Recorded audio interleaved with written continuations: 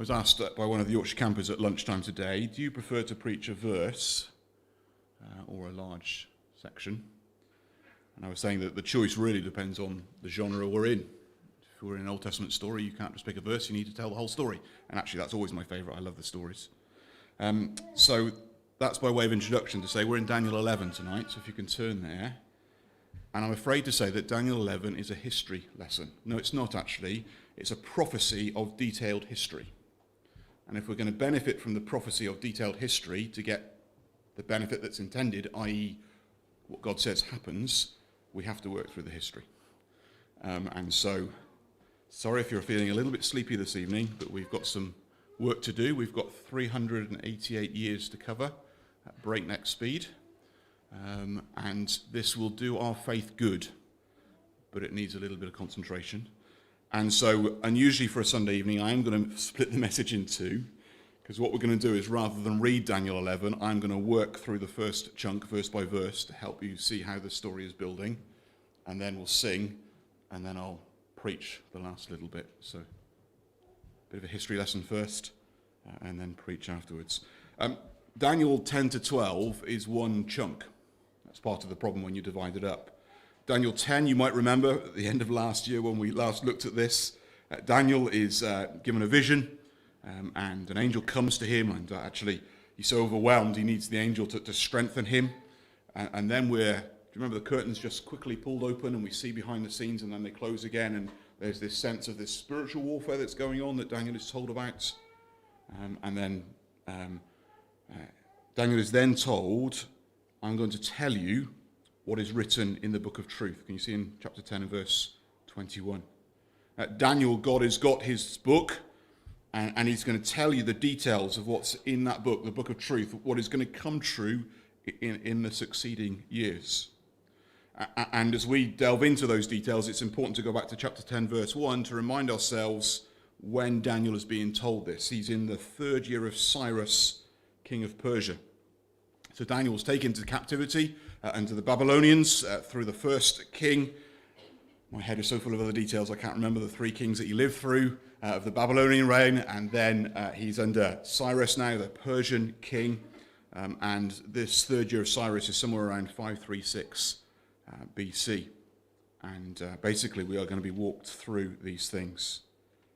So let's begin this detailed lesson, and I'll see if I can. We've got some visuals to try and make it easier. I'll try and see if I can tie everything up so it all works. So let's look at these verses one at a time. 11 verse 2. Now I tell you the truth, 3 more kings will arise in Persia, and then a 4th who will be far richer than all the others.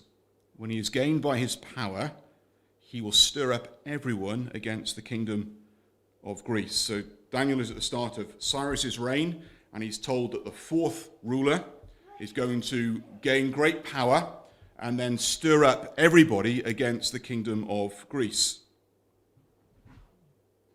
So, the coloured bits are the Persian Empire. You can see it's massive. So we've got North Africa there, Egypt and Libya in the bottom left, up into Greece on the top left, Thrace on the edge there. So the area of Turkey, and right then into this land here. So it's a big kingdom. Purple is what Cyrus has conquered, okay, and then it spreads. And when he gets to the 4th ruler, he takes it to its furthest bounds. That's when Xerxes, the 4th ruler, takes Thrace, and from there he launches a number of attacks on the Greek kingdoms. Now, I studied this at university, and I'm really disappointed there's only one verse on this, because I love this period. And if you saw the film 300, which is a lousy film and rubbish, but the history that's based on, the Spartans holding off the Persians, the 300, it's all around this time, Xerxes trying to crush Greece. So already, we are being told of 3 rulers down the track from where Daniel is hearing this vision. Okay? And exactly as Daniel is told, that 4th ruler of Persia stirs up everybody against the kingdom of Greece and seeks to invade it. So this is how the whole of this section is going to go. We're going to get the details of these different rulers and how exactly it came to pass hundreds of years after Daniel. So, verse 3. Then a mighty king will arise who will rule with great power, and do as he pleases. After he is arisen, his empire will be broken up and parceled out towards the four winds of heaven. It will not go to his descendants, nor will it have the power he exercised, because his empire will be uprooted and given to others. So Xerxes, massive kingdom, fighting the Greeks, and that's when you got the Athenians and the Spartans and all that great stuff. And then following that, there's a new superpower. It's Alexander the Great coming out of Greece and sweeping right across the Persian Empire and extending back across. And Alexander conquered all the known world by the time he was about 32. It's just a phenomenal rise to power. No wonder he's called Alexander the Great. He dies at 32, and as Daniel is told in verses 3 and 4, none of his descendants gain his kingdom. In fact, his kingdom is divided up amongst 12 of his generals, and then there's a whole lot of plotting and counter-plotting and doing deals and undoing deals, and finally the kingdom settles down into 4 distinct parts, which are mapped by the 4 colours there. Just as Daniel has been told in these verses, that it would become 4 distinct kingdoms. The glory of Alexander's great empire fades away and is replaced with 4 kingdoms, none of which know the extent and the power of Alexander's original empire. Verse 5. The king of the south will become strong, but one of his commanders will become even stronger than he, and will rule his own kingdom with great power. The rest of the section now is all about these kings of the north and the kings of the south. The trouble is, it's not just one person, it's a whole progeny down 2 sides. I'll show you a chart in a second. But basically, it's a south and a north. The north is the green kingdom, the Seleucid Empire, and the south is the orange kingdom, the Ptolemaic Empire, Egypt. Okay? And Ptolemy is the kind of title-like pharaoh of all the kings of the southern bit, and the Seleucids is the family name for the empire in the north. And poor old Israel is slap bang between the two. So basically, you've got hundreds of years of history now where the 2 big superpowers are either side, and you're the little filling in the middle of the sandwich. And as they battle each other, they're just basically trampling over you every time they have a Barney in a fight. Okay, so kings of north, kings of south is what's going on here. Okay, and so we're told in verse 5, the king of the south will become strong. That's the king of Egypt. It's 322 BC now, and a guy called Ptolemy Soter has come to rule in Egypt, and he did so until 305. And while he's the ruler of Egypt, the king of Egypt, he takes a certain young prince by the name of Seleucus under his wing. And this guy turns out to be a brilliant military genius. He soon becomes a general. And then in 312 BC, he takes Babylon in the north from all his rivals, and he starts up the Seleucid Empire in the north. So it's come out of the south, just as verse 5 in Daniel 11 predicts. Very soon, that northern kingdom exceeds the southern kingdom, both in its size and its power. Verse 6. After some years, they will become allies. The daughter of the king of the south will go to the king of the north to make an alliance, but she will not retain her power, and he and his power will not last. In those days she will be betrayed together with her royal escort and her father and the one who supported her. Right. Here's the chart. Kings of the south, Ptolemies. If you want to go for the easy route, it's Ptolemy 1, 2, 3, 4, 5, and 6, but they've all got individual names. And on the north, you've got the Seleucids, although you throw in some Antiochuses in between, and they've all got their own names as well. And as we go through Kings of North and Kings of South, we're seeing these 2. Okay?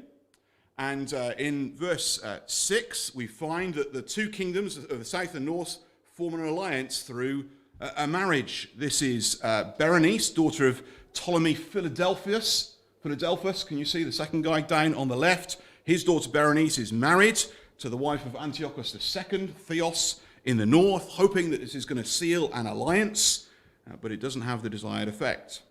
Shortly afterwards, Berenice's father dies, and then not long after she's dead, so's her husband, and so's their child, all of them murdered.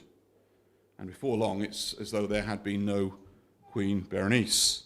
And so actually, as we are told in those verses, she will be betrayed together with the royal escort and her father and the one who supported her, just as God had told Daniel it would happen in verse 6. Verse 7. Someone within her family will arise to take her place. He will attack the forces of the king of the north and enter his fortress. He will fight against them and be victorious. Someone within her family. In fact, it's her brother who becomes the next king of Egypt. He's Ptolemy III, Euergetes, the well-doer. And he has a pitched battle with the leader in the north and succeeds in putting to death those who have murdered his sister. So there's revenge. Can you see in verse 7, he enters his fortress, he fights against them, and he's victorious.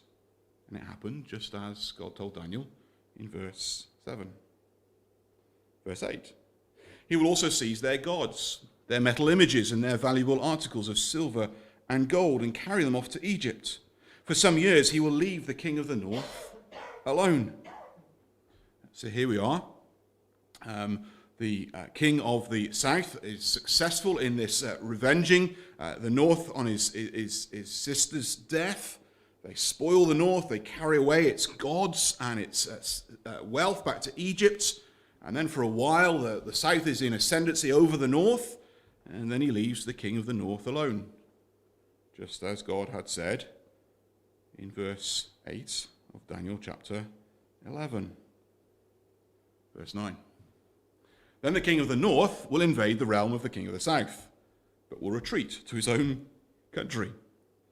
So, okay, we're now down to, in the north, Seleucus Callinicus, Seleucus II, okay, and he marches down south in 240 BC against whichever Ptolemy we're on now, I've lost count, okay, and completely defeats him, as it says in verse 9 in Daniel chapter 11, and then he goes home again. Verse 10. His sons will prepare for war and assemble a great army, which will sweep on like an irresistible flood and carry the battle as far as his fortress. So now we've got the two sons of the northern kingdom. We've now got Seleucus III, Caraunas, and Antiochus III, the Great. These are the two sons, and they raise an army and sweep down to the south. But actually their alliance is broken. Seleucus perishes on the battlefield, and Antiochus the Great continues on his own, and he conducts a number of expeditions in different directions like an irresistible flood, and carries the battle down to the very edge of the Ptolemaic kingdom. And so once again, north and south are in open conflict. Verse 11. Then the king of the south will march out in a rage and fight against the king of the north, who will raise a large army, but it will be defeated. Antiochus the Great's army was massive. In contrast, Ptolemy Philopator, number 4 on the list there, has a tiny army. He's only got 70,000 infantry, 5,000 cavalry, and 73 elephants. But actually his anger at the king of the north coming to his border enrages him, and the southern forces engage those vastly superior northern forces and win. The northern army is defeated by the lesser southern army, just as it says in verse 11 of Daniel 11. Verse 12. When the army is carried off, the king of the south will be filled with pride and will slaughter many thousands, yet he will not remain triumphant. The king of the south, Ptolemy IV, is so excited by this unexpected battle the underdog has won that he's full of pride. He begins to inflict even greater defeats on the north, but he doesn't gain any lasting advantages and goes home again to the south for an easy life, just as it says in verse 12 of Daniel 11. Verse 13. For the king of the north will muster another army, larger than the first, and after several years he will advance with a huge army fully equipped. So the southern superiority was not to last. Not long after Ptolemy Philopator died, number 4, we find that the north was a dominant power in the area again, and they bring a bigger army. And so, verse 14, we're told, in those times many will rise against the king of the south. Those who are violent among your own people will rebel in fulfillment of the vision, but without success. Actually, it looks as though everything is up for, time is up for the south now. The northern kingdom pulls in Philip of Macedon, northern Greece, to join a league with the north. And rebels appear then on the Egyptian borders as well, and all these different groups are united together against the south. And yet, it's without success. And why? Verse 14, those who are violent among your own people will rebel in fulfillment of the vision. Just in case you haven't got the thread, as I've said in each of these verses, it happened just as it said. God tells Daniel now, these details are going to happen in fulfillment of this vision. Daniel 11 is controlling all of this history between the kings of the north and the kings of the south. It's laying out all the details of what's going to happen between these two empires. So verse 15. Then the king of the north will come and build up siege ramps and will capture a fortified city. The forces of the south will be powerless to resist. Even their best troops will not have the strength to stand. There's a decisive victory for the north at a place called Sidon. The city there is besieged, and earthworks are used to enable the attacking army to get into the town, just as it says in verse 15 of Daniel chapter 11. Verse 16. The invader will do as he pleases. No one will be able to stand against him. He will establish himself in the beautiful land and will have the power to destroy it. At this point now, just to remind you where we are still at Antiochus the Great, Antiochus the Third. It seems as though he's become invincible. No one's able to stand against him. He can do exactly as he wants, verse 16. And Palestine now, the land of Israel, is quickly in his hands. He establishes himself in the beautiful land, and they begin to suffer seriously as a result, just as it says in verse 16 of Daniel 11. You catching the drift yet? Verse 17. He will determine to come with the might of his entire kingdom and will make an alliance with the king of the south. And he will give him a daughter in marriage in order to overthrow the kingdom. But his plans will not succeed or help him. Antiochus the Great can't actually crush the southern kingdom, and so he changes tack. He tries to work in by subterfuge rather than by might. And so very plausibly, he goes down to Egypt and with all sorts of upright friends, betroths his daughter Cleopatra, not the same one as the one we know later in history, to the Ptolemaic king. He thinks that this arrangement will enable him to get power over the south, but it does not actually help him. The plan fails miserably. After the marriage, 5 years later, Cleopatra rebels against her father and sides with her husband against him. And so, as verse 17 predicts, his plans will not succeed or help him. His clever plan to win over the south by an arranged marriage between his daughter and the king of the south's son backfires. So then, verse 18, we're told, he will turn his attention to the coastlands and will take many of them, but a commander will put an end to his insolence and will turn his insolence back on him. He gives up on the south because he can't get that by might or by subterfuge, and so he goes for the coastlands, the Mediterranean Sea area, and he wanted to annex these dominions. But this time he's bitten off more than he can chew, and a Roman soldier come sailor, Lucius Scipio Asiaticus, sets out and defeats him and utterly humiliates Antiochus the Great, just as it says in Daniel 11, verse 18. Verse 19. After this, he will turn back towards the fortresses of his own country, but will stumble and fall to be seen no more. It was an enormous defeat against this Roman general and the end of his territorial ambitions. And no longer able to go and attack anywhere else, he goes back to home affairs, where he disappears off the scene, just as it says in Daniel 11, verse 19. Verse 20. His successor will send out a tax collector to maintain the royal splendor. In a few years, however, he will be destroyed, yet not in anger or in battle. This is a fascinating story. Okay, so we're now on Seleucus Philopator, Seleucus IV, and one of his early acts is to send out an emissary called Heliodorus to seize funds from the temple treasury in Jerusalem, a tax collector. He sets off to do it, but as he's going, he has an apparition warning him not to do such a wicked act. He certainly didn't carry it out, and mysteriously, not long after, Seleucus Philopator disappears within just a few weeks of beginning its reign. We don't know this for sure, but it's thought that maybe Heliodorus poisoned him. And so, he was destroyed, but not in anger or in battle, not in a furious fight, but bumped off by his own tax collector, possibly, just as it says in verse 20 of Daniel 11. Verse 21, he will be succeeded by a contemptible person who has not been given the honor of royalty. He will invade the kingdom when its people feel secure, and he will seize it through intrigue. We're now onto a fascinating guy called Antiochus IV, or Epiphanes. He gave himself the name Epiphanes, which means illustrious, which tells you all you need to know about Antiochus IV, calling himself Epiphanes, illustrious. What's amusing is that his contemporaries renamed him Epimanes, the madman, which also tells you all you need to know about this character. He was cunning, powerful, cruel, foolish, greedy, immoral, and he was violent.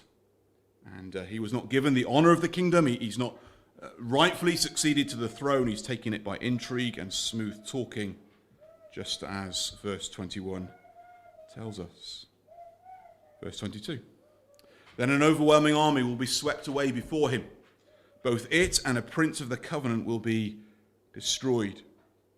It's not long before Antiochus Epiphanes is at war with the Ptolemies of Egypt, and he utterly routs their armies. He also breaks an alliance, an agreement with one of his closest allies, a prince of the covenant.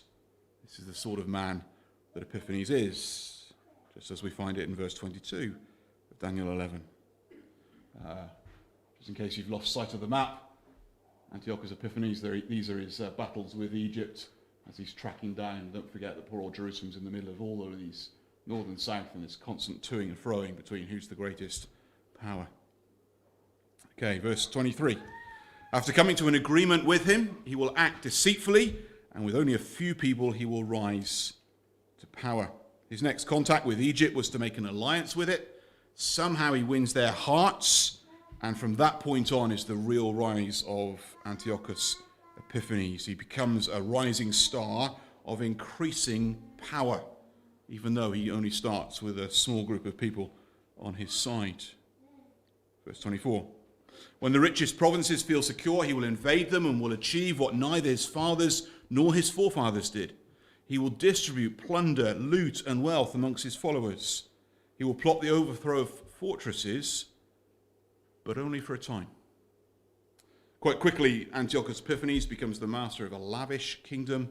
He's able to dispense all sorts of riches to his followers. He is prodigal, he is immoral, and that's how his kingdom works. His ambitions continue as he wants to take more and more fortresses. He's never satisfied. He wants to take more and more and expand his borders. He's still after the fortresses of Egypt in particular. Verse 25. With a large army, he will stir up his strength and courage against the king of the south. The king of the south will wage war with a large and very powerful army, but he'll not be able to stand because of the plots devised against him. Those who eat from the king's provision will try to destroy him. His army will be swept away, and many will fall in battle. So there's a new campaign from Antiochus Epiphanes against Egypt, and because of treachery in some of their ranks, the Egyptians find it impossible to stand before him, and it's an utter massacre as the Seleucids advance over the corpses of the Egyptians. Just as the prophecy said, their army will be swept away. Verse 27. The two kings, with their hearts bent on evil, will sit at the same table and lie to each other, but to no avail, because an end will still come at the appointed time.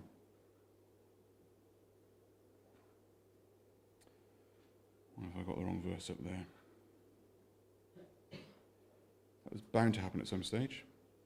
That's 25 and 26. I haven't got 27, sorry. Wrong reference on the screen. Ignore what you can see. These two opposing kings then, north and south, have a meal together.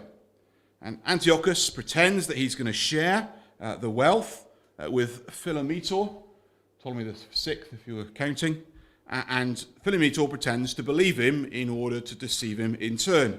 Each try and pull the wool over each other's eyes, lying to each other, and yet neither of them get their way. Why? Because it's not the appointed time. It will not happen until God determines it will happen. Verse 27. Verse 28. The king of the north will return to his own country with great wealth, but his heart will be set against his holy covenant. He will take action against it and then return to his own country. At the appointed time, he will invade the south again, but this time the outcome will be different from what it was before.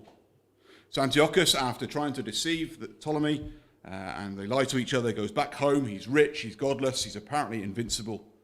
And then in 168 BC, he mounts yet another campaign against Egypt. But this time, verse 29, the outcome is different. Ships of the western coastlands, verse 30, will oppose him and he will lose heart. Then he'll turn back and vent his fury against the Holy Covenant. He will return and show favor to those who forsake the Holy Covenant. These fleets of the western highlands are the fleet of the prominent Roman soldier sailor Popilius Linus. And hearing of Antiochus being on the move again, he sailed at once for the Egyptian coast.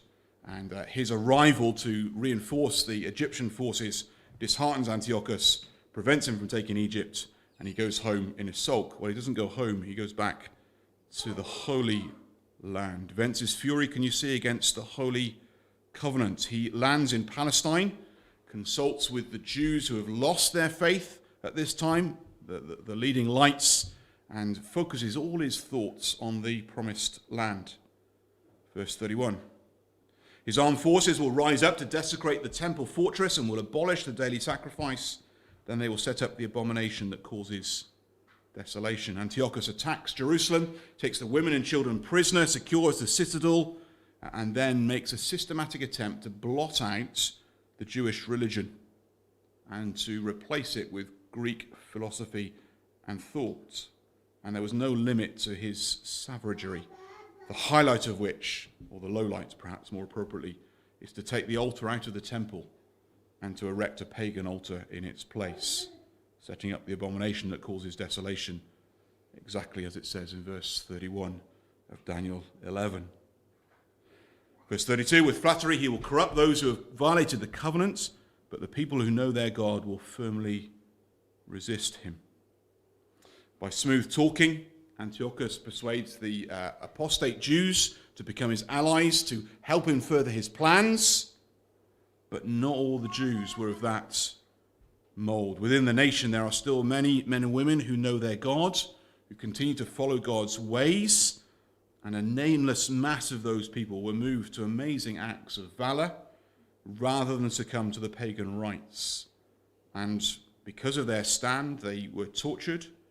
Martyrdom occurred as well, but it did not deter them from their following God, whom they knew, and often their worship was underground and secret, as they determined to not be overrun by this wicked kingdom.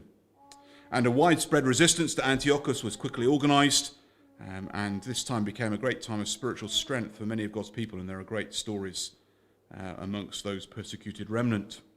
Verse 33, those who are wise will instruct many, though for a time they will fall by the sword or be burned or captured or plundered. Spiritually perceptive people were spreading the scriptures and teaching them and leading people in prayer and keeping hope of the Messiah alive. Though they were relentlessly pursued, punished by the sword, put to the stake, imprisoned. And there's a lengthy period of cruel persecution at which much real faith and much true religion continues. Verse 34, when they fall, they will receive a little help, and many who are not sincere will join them. It looked as though they can't hold out any longer, and it's this time that a famous rebellion called the Rebellion of the Maccabees occurred. But even Judas Maccabeus, who's a great hero of the Jewish people, wasn't able to relieve them from all their distresses, particularly as many hypocrites associated with him and the faithful people, and then betrayed them. It's a really difficult time for God's people. Verse 35, some of the wise will stumble, so that they may be refined, purified, and made spotless until the time of the end, for it will still come at the appointed time.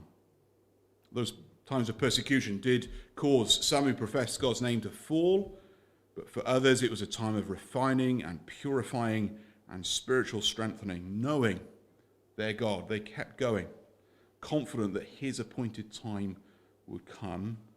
They never gave in.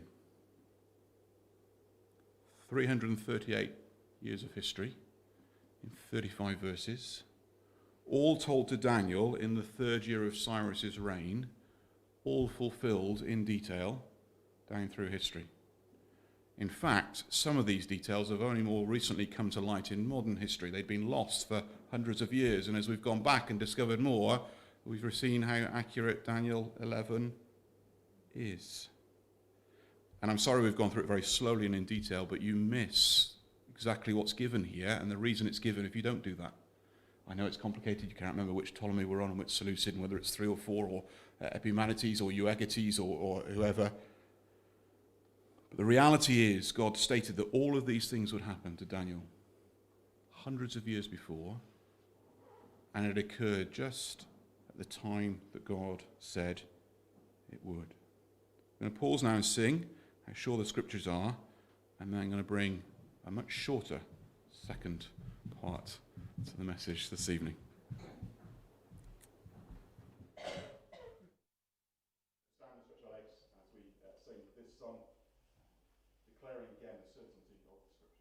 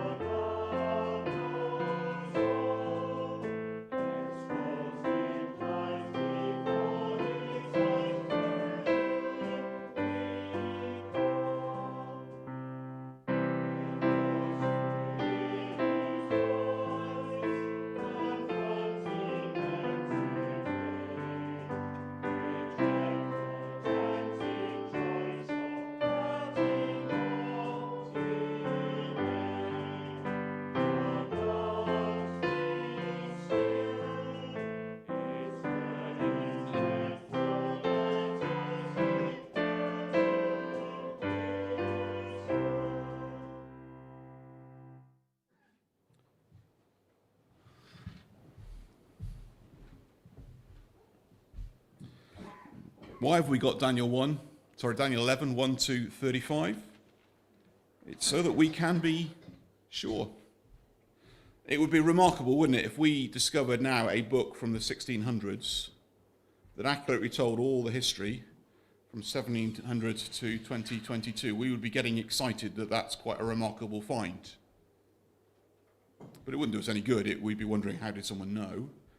But Daniel is given these details to hand on to the people of God so they can watch it all unfold with the certainty that it's happening exactly as God said it would.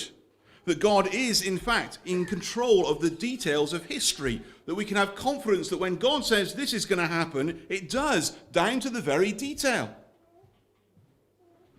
The Lord accurately predicts to Daniel 388 years of history. And through those verses, in verse 27 and 29 and 35, we have this repeated phrase about the appointed time. Things that are set in God's diary that must happen. Now just quickly look back over those verses and notice a few points, and then we'll read the rest of the chapter and quickly conclude. How much mention do God's people get in those 388 years of history? Well, actually, for the first 381 years, they're not mentioned at all. All the headlines are about the big world empires and the king of the north and the king of the south and the big battles, and God's people are almost invisible. It's a busy history of great nations and battles and politics and empires, and God and religion and his people seem irrelevant. And when they do get mentioned at the end, in the last 7 years of this history, they are opposed, they're persecuted, they're martyred. And yet, even though they're less than squished between these two great empires, the north and the south, they survive. And the persecution does exactly what God said it would do. It refines them. It's after this period that the Jews are back in the land, and there is never again idol worship like there used to be. God predicts that despite their seeming irrelevance and the persecution and opposition, they will survive these tumultuous years, and they'll be better for it. And they were. And then we're told, verses 27 and 35, the end will come at the appointed time, just as these events have been done. Daniel now takes us to another level almost, or God takes Daniel to another level and says, look, just as these things have happened, as I said, the end will come at the appointed time. Those two great rulers in verse 27, the two most important men, the most powerful men on the planet, sitting at a meal table, lying to each other, trying to get their way, and God says nothing's coming of that conversation until the appointed time. It doesn't matter how great you are, how powerful you are, nothing will happen before I say it will. And then God says, the end will come at the appointed time. You see, we're given Daniel 11 as a real gift to realize that what God says comes true. It comes true in the detail he gives, so that when he speaks about the end, we can be sure. We can be confident that what he says will come true. But now we move into what he says will happen before the end, and we go to Daniel 11, verse 36. So let's read this to the end of the chapter. The king will do as he pleases. He will exalt and magnify himself above every god and will say unheard of things against the God of gods. He will be successful until the time of wrath is completed, for what has been determined must take place. He will show no regard for the gods of his ancestors or for the one desired by women, nor will he regard any gods, but will exalt himself above them all. Instead of them, he will honor a god of fortresses, a god unknown to his ancestors. He will honor with gold and silver, with precious stones and costly gifts. He will attack the mightiest fortresses with the help of a foreign god, and will greatly honor those who acknowledge him. He will make them rulers over many people and will distribute the land at a price. At the time of the end, the king of the south will engage him in battle, and the king of the north will storm out against him with chariots and cavalry and a great fleet of ships. He will invade many countries and sweep through them like a flood. He will also invade the beautiful land. Many countries will fall, but Edom, Moab, and the leaders of Ammon will be delivered from his hand. He will extend his power over many countries. Egypt will not escape. He will gain control of the treasures of gold and silver and all the riches of Egypt, with the Libyans and Cushites in submission. But reports from the east and north will alarm him, and he will set out in a great rage to destroy and annihilate many.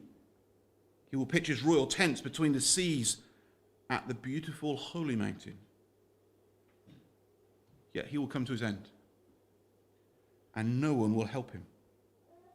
At that time, chapter 12, verse 1, Michael, the great prince who protects your people, will arise. There will be a time of distress such as not happened from the beginning of nations until then. But at that time, your people, everyone whose name is found written in the book, will be delivered. And then, very quickly, chapter 12 goes into the end, as is the resurrection of the dead, verse 2 of chapter 12. What's going on in these verses? What is going to happen before the end? Well, verse 36 seems to still be talking about Antiochus, the king. But actually, as you follow through, unlike all the other verses which we can pin down to exact historical events, these don't. They don't describe Antiochus. It's almost as though from the shape and form of Antiochus and his wickedness, as we're traveling through this story, suddenly the shadow, the foreshadowing of a greater evil king emerges. An anti-God king, verses 36 to 39, claiming divinity and opposing all religion. Antiochus was opposed to God, the true God. He claimed divinity, but he still worshipped other gods. This is a greater power now, opposing all other gods. A character whose religion is power and wealth. And verse 36 tells us that while he is on the throne, this is going to be a time of wrath. And God's people, the beautiful land, is going to be invaded and opposed. And actually the people who flourish, verse 41, are going to be those opposed to God. We know that these verses are not speaking of historical events now, because it mentions Edom and Moab and Ammon, but all of those no longer exist. They've gone by the time of Antiochus Epiphanes.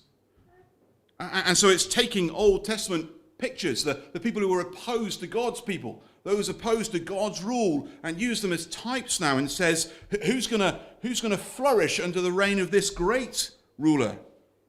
Those who are enemies of God's people. And just at the point, verse 45, where it looks as though he's going to overcome, he's right at the mountain, the beautiful mountain, we're told, end of verse 45, he'll come to his end.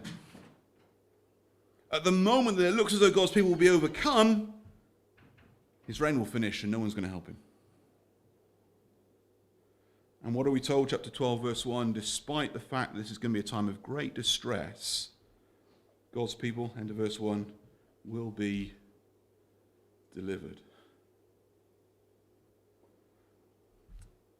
Daniel 11, 1 to 35, 388 years of history, of all these powers and superpowers and battles, and God's people hardly mentioned. When they do get a mention, they're persecuted. How on earth can they survive? They're not even on the radar, and yet they do, because everything's happening according to God's appointed time.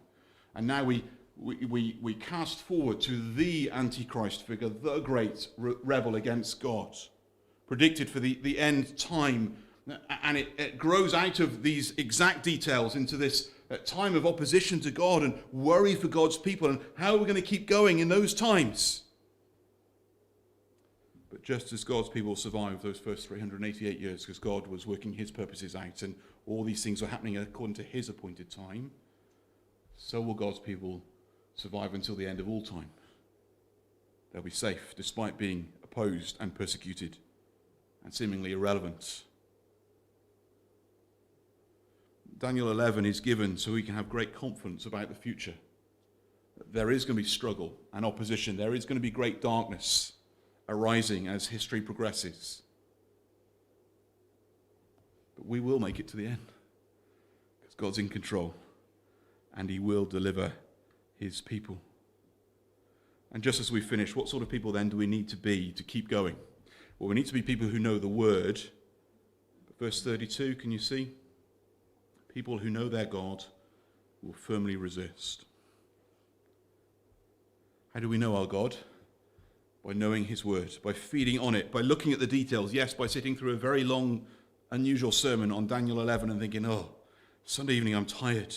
But actually you pore over this, you look at the details, you're reassured, you think, that's what God's like. I can go into this week knowing that this is my God. And I can have confidence that although sometimes it all seems chaos and all these different things going on, turmoil in our world, and yet God is working his purposes out. And he's my God, and I can trust him. And therefore I can keep going. I can resist the temptation to give in that we'll never make it. I can resist the temptation that these powers in the world around us seem so great and so overwhelming. No, we can resist.